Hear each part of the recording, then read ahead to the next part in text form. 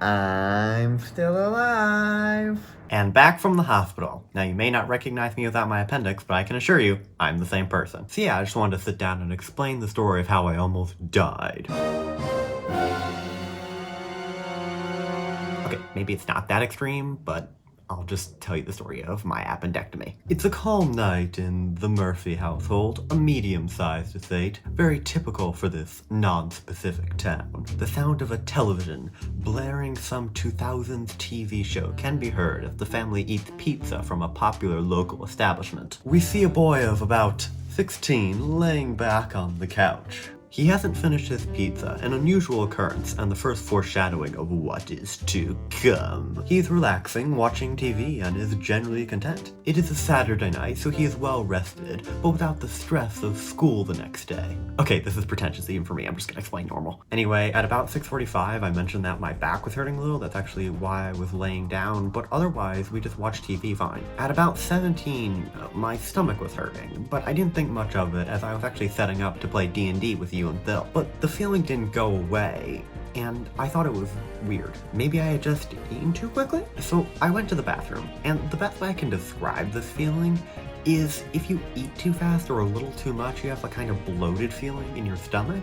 It was like that, but it didn't go away. Now, it doesn't seem like much when it lasts for like 30 seconds to a couple minutes, but it was constant, and it kept getting worse. After I went to the bathroom, I felt the same. The pain was about a 2 to 3 out of 10, and it was solidly in the middle of my stomach. At this point, I was getting kind of worried, so I told the parents, and they pretty quickly recognized that it was appendicitis. We didn't want to go to the hospital yet, and we weren't really sure if it was anything to worry about, and we wanted to make sure. But then it got worse pretty quickly, and I started to feel nauseous. I'll spare you the details, but then the pain got worse, and I threw up a lot. If I'm being honest, throwing up right there was probably the worst feeling of my life. We eventually went to the hospital at about 9 o'clock.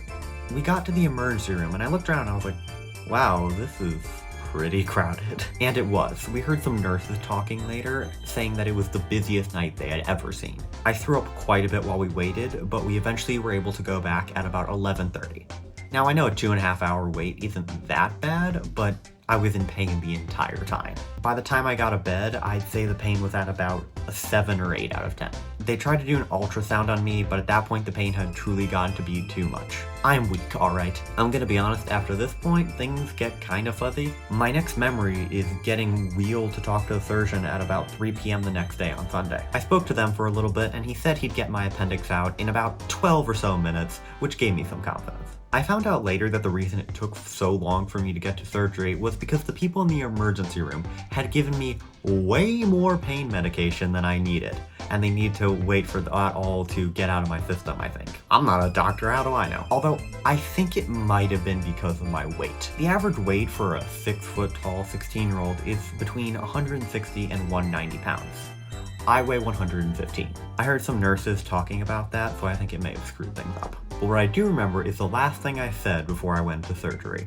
I looked to my dad, who had had his appendix out a few years ago, and said, "Imagine not having an appendix." Then I fell asleep, and I woke up in this weird, unfamiliar room that appeared to be some kind of bedroom with no idea what time it was. I had this confused look on my face, and I was wondering when I was going to go into surgery, and I asked the nearest nurse that. Apparently, it was like 8 p.m. and I had had my surgery hours ago. Immediately when I realized this, I looked to my mom, who still has her appendix, and said, "Imagine having your appendix." I know, genius. Also, yes, my first thought immediately out of surgery, in an unfamiliar room, and on drugs, was to do a bit. There was something wrong with me. I was feeling way better at this point, but I still had an IV in, and I also at one point had oxygen tubes in. From there, my next memory is watching like the last 30 minutes of Meet the Robinsons on Disney Channel, and then eating like a quarter of a ham sandwich for dinner. From that point on, everyone I spoke to was very nice, and it wasn't that miserable of an experience once I had my appendix out. I barely slept that night, but I slept for most of the next day, so that kind of made up for it.